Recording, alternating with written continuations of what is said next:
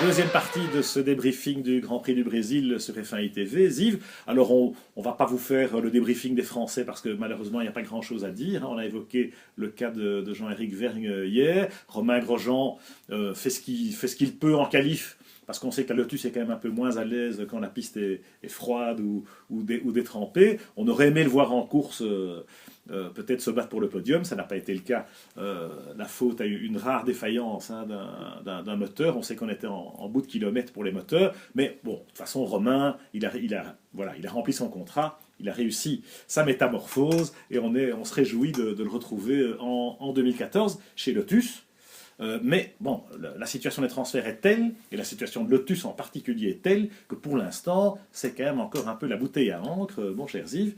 Et voilà, ça va peut-être se jouer dans les jours qui viennent, mais il y a encore pas mal de mouvements en perspective. C'est vrai qu'on apprend que les employés, les mécanos de chez Lotus vont être payés en retard, donc c'est une situation alarmante.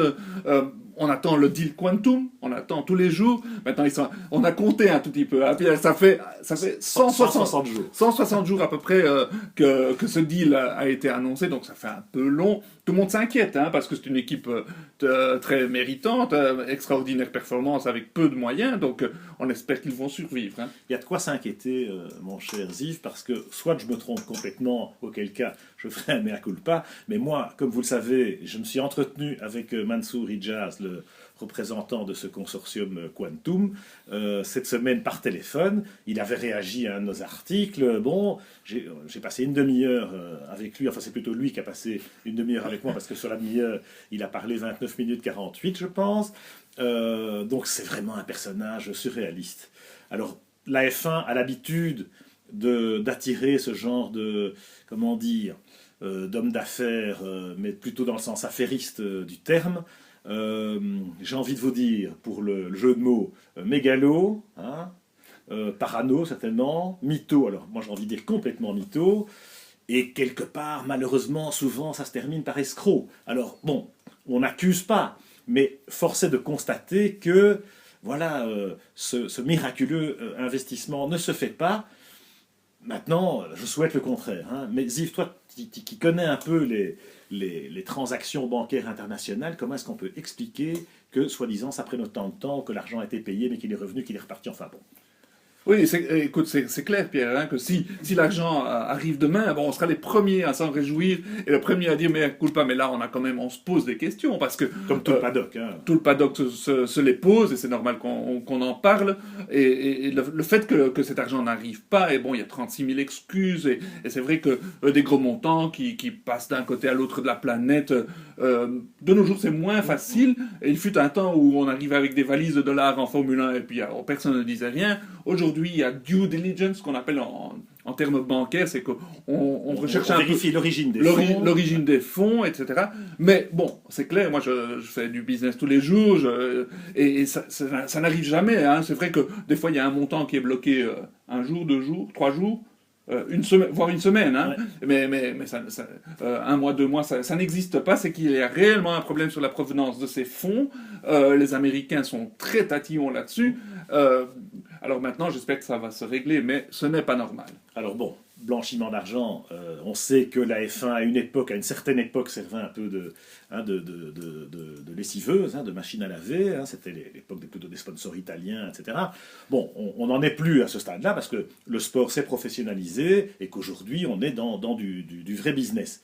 Cela dit, c'est vrai que les teams sont à ce point aux abois, et Lotus en est un exemple flagrant, mais on peut en dire Sauber autant aussi. de Sauber avec les Russes dont on n'entend plus trop parler. Je ne sais pas si vous avez remarqué, moi je trouve ça aussi inquiétant.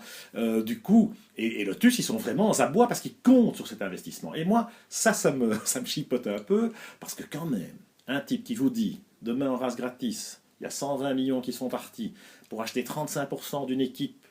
Donc ça valorise une équipe à peu près à 400 millions.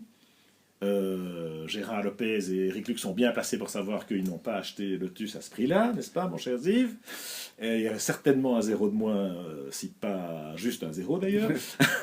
et du coup, c'est trop beau pour être vrai. Je ne peux pas comprendre qu'on s'accroche à, comment dirais-je, de telles promesses. Oui, et c'est sûr qu'on se pose une question fondamentale. Hein. Qu'est-ce qui motive un fonds d'investissement, Quantum en l'occurrence, Sérieux, disons. sérieux, effectivement, de vouloir éponger 120 millions d'euros de dettes pour obtenir 35% des actions. C'est-à-dire ne pas Mais- être décisionnaire. Ouais. Voilà, et comment voit-il? Quel est le business plan? Moi, j'aimerais bien qu'on m'explique. Voilà, voilà. C'est un peu mettre dans le panier percé, donc c'est trop beau pour être vrai, c'est ça que je voulais dire. Bon, maintenant, advienne que pourra. Hein. Lotus va essayer de sauver les meubles sans doute. Moi, ce que je réalise, c'est que le business model de la F1 est malade. Ces équipes indépendantes ne peuvent pas avoir l'ambition de concurrencer les top teams qui sont quand même liés à des grands constructeurs ou à des grosses machines comme Red Bull. Et du coup, Lotus qui fait une saison formidable, hein, qui fait une saison magnifique avec des résultats exceptionnels, aussi bien de la part de Kimi Raikkonen que de Romain Grosjean, et surtout de tous ces ingénieurs à Enstone, tous ces techniciens qui se dévouent corps et âme, on doit quand même constater malheureusement la fuite de cerveau et le fait que voilà, les impayés s'accumulent. Et on entend, on entend des rumeurs, la communication est quand même très mal gérée. Moi, j'ai du mal à... Enfin bon, même s'il y a le feu dans la maison, donc c'est jamais évident.